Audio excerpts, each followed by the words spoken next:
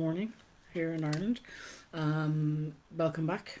I've just come back off my summer holidays. Welcome as usual to this week's Facebook Live. And I'm going to talk about kids and going back to school and some maybe discussions that you want to have with the kids. Age appropriate. Okay, but we'll get into all of that. So, some tips. It's more to do with routine and, establishing a new routine and planning and organization.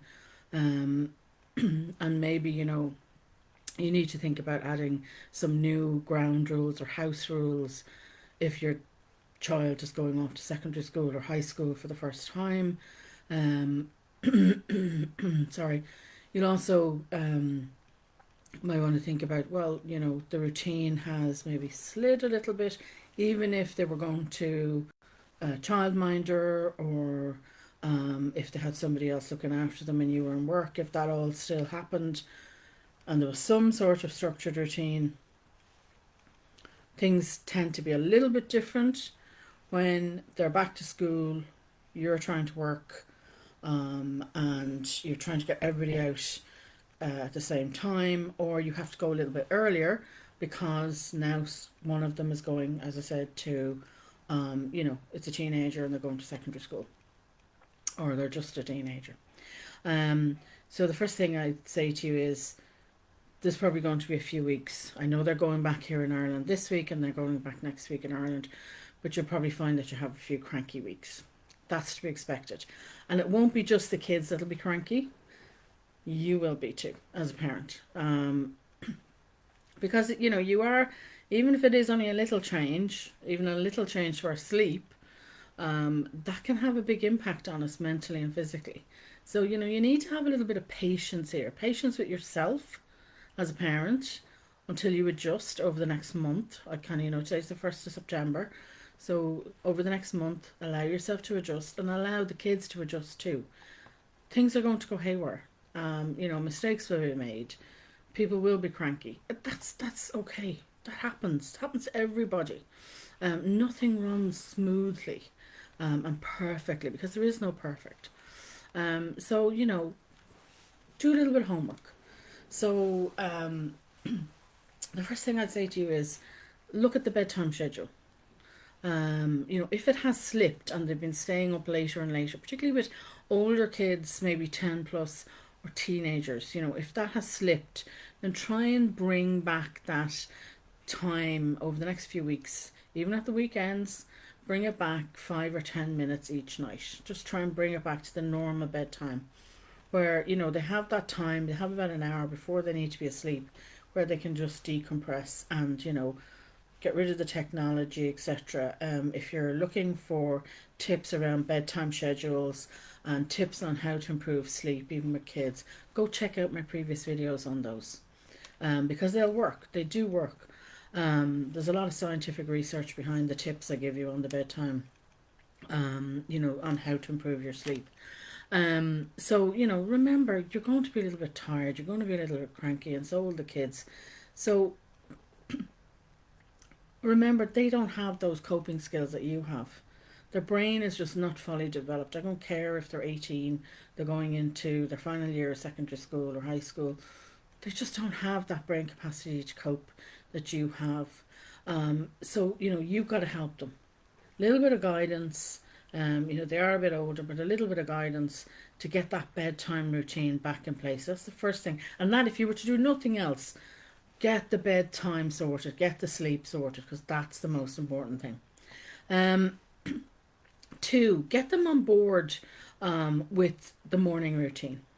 You can have a chat with them, particularly, age appropriate, but, what has worked in the past for you guys, as you as a family?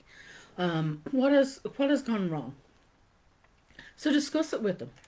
Today is the 1st, as I said, the 1st of September. It's also a Friday. You have the weekend, time together as a family to talk about this. What has worked for us in the past and what hasn't?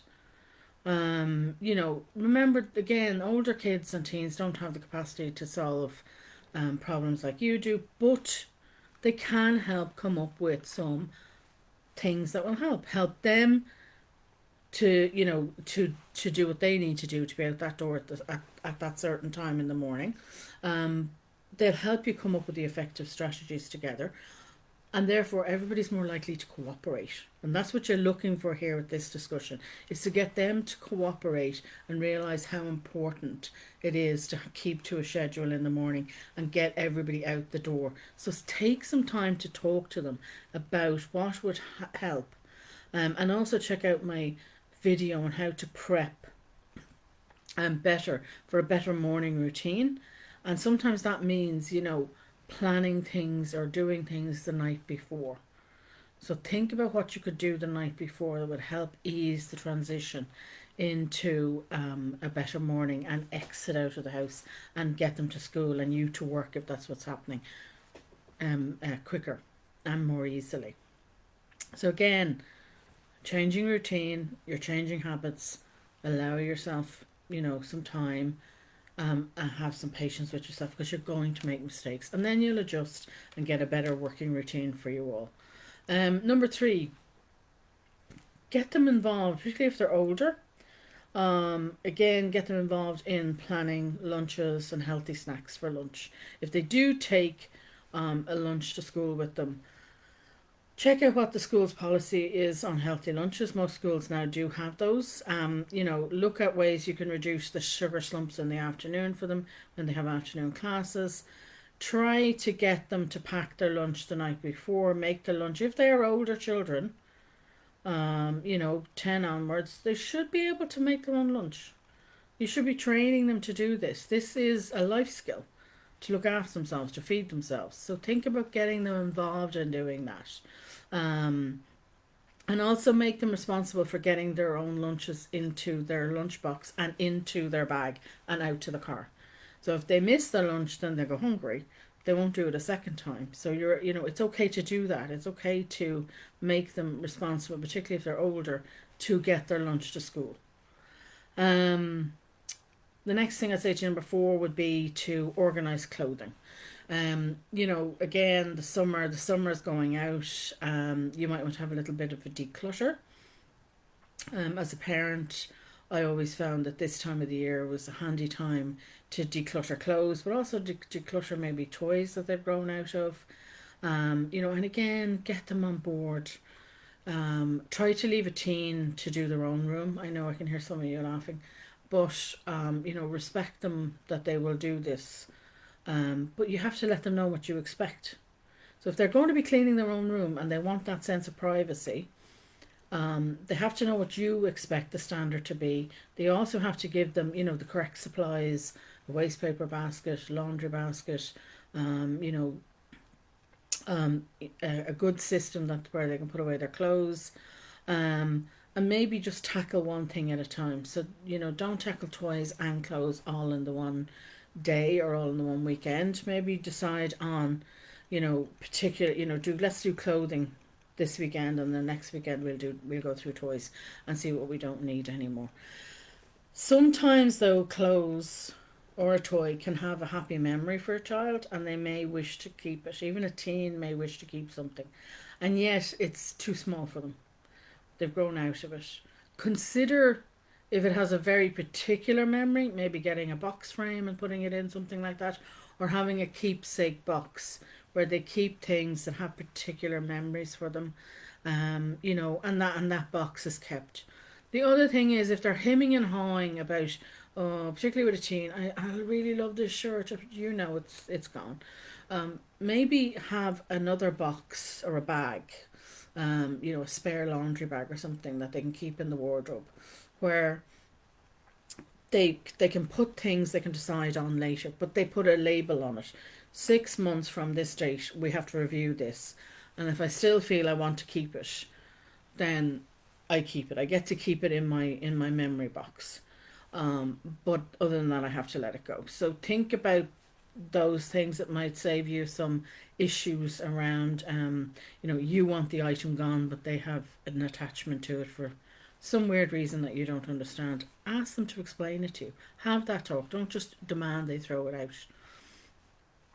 Number 5, and this is tied in, but make sure, particularly with younger kids, if you expect them to keep their room clean, make sure or you're expecting them to get dressed for school, get their uniforms on, then make sure they have a system in place that they can access and that they can put away their clothes. So for some children, even teens, it can be particularly hard to hang up clothes.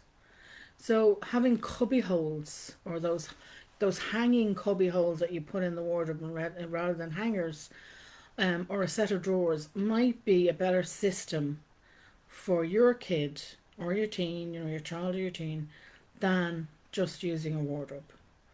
Um, and that that they have a routine of keeping certain things done in their room, keeping clothes off the floor. If they bring a cup or a glass to the bedroom, then they should bring it back to the kitchen at the end of the evening, or at the very latest the next morning. They're expected to put rubbish in the wastebasket. Again, you're teaching them life skills, but make it accessible. Make sure that they have what they need to do it and keep the room clean, and they're able to put away their clothes. Um, you make sure that they have that system in place. Is this working for them? Again, they don't have those skills that you have as an adult.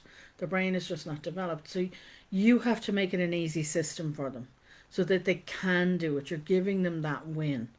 And they're learning from a relatively young age, how to look after themselves.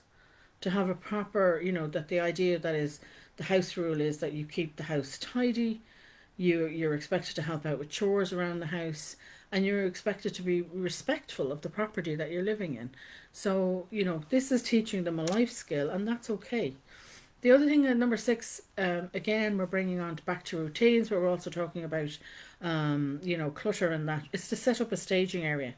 And a staging area, what I mean by that is to have one area in the house where the school bags are placed, the shoes are placed, the coat is placed, the PE gear is placed, the everything is placed that's going to be needed for to go out the door.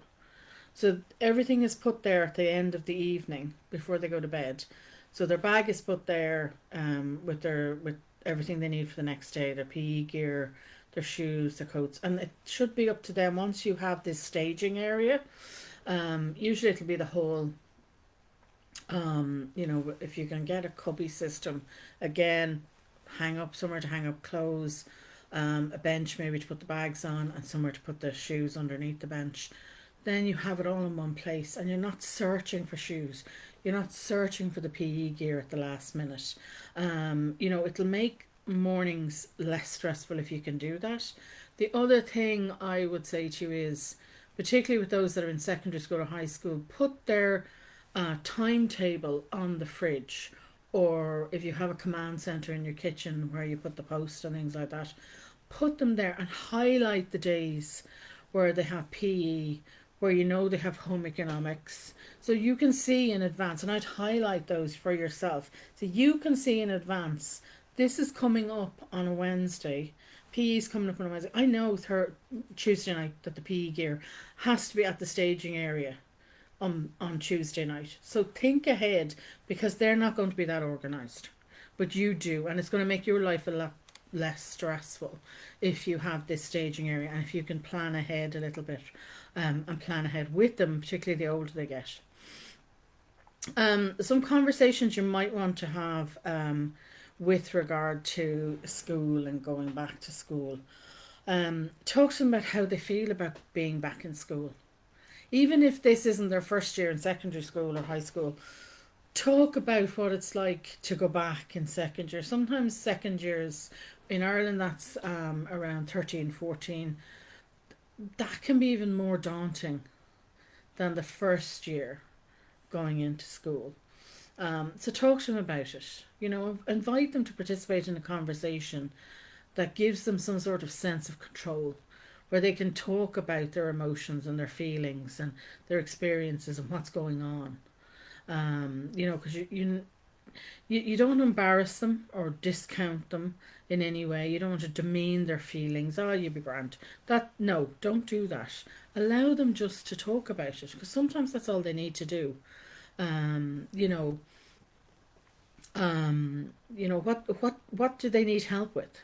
What can you help them with, or what do they want to start doing for themselves within reason and, age appropriate again.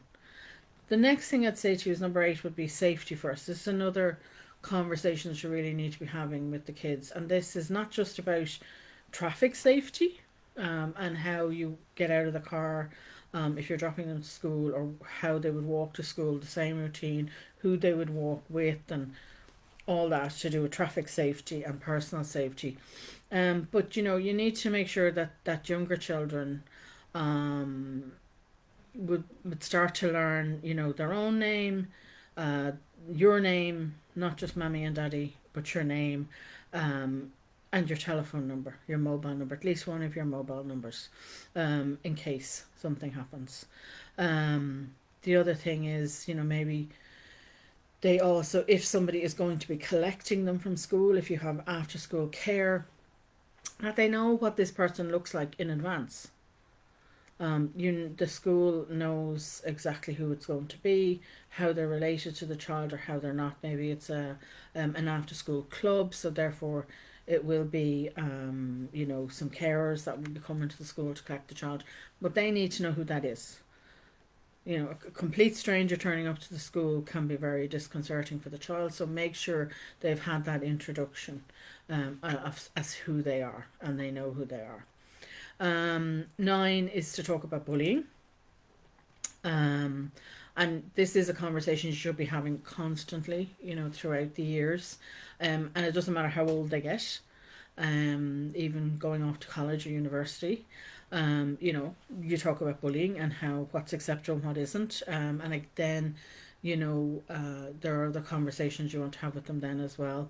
About safe sex, and you want to talk to them about, I'm talking about older teens, going off to college and that, and saying no, boys and girls, so all that. So you want to be talking about them, talking to them about how to deal with bullies, and you need to know the school's policy on bullying, for in-person bullying and online bullying. And if you want more information, there's actually quite a good resource that I recommend from Spun Out, and I have a link to it in the original blog, so I'm going to place the link to the blog in under the video. Do check out Spun Out's page. It's a very good page on having that conversation around bullying, so do check that out and talk to them about that. The last point I'm going to talk about is, have a talk about them about online safety. An awful lot of kids are now using tablets in Ireland for school, for secondary school, and the books are downloaded onto the tablet. They're online, so know that tablet, know how you have parental control over that tablet, know know that they how to keep them safe online, but teach them how to be safe online. You have to have these conversations with them. If you are allowing them to use a mobile phone, if you're allowing them to use a tablet or a home laptop or computer, then they need to know the dangers that are out there. And you need, again, as a parent, you need to be having these conversations. I have done a video on this before. It's there's 20 tips on how to keep your family safe online.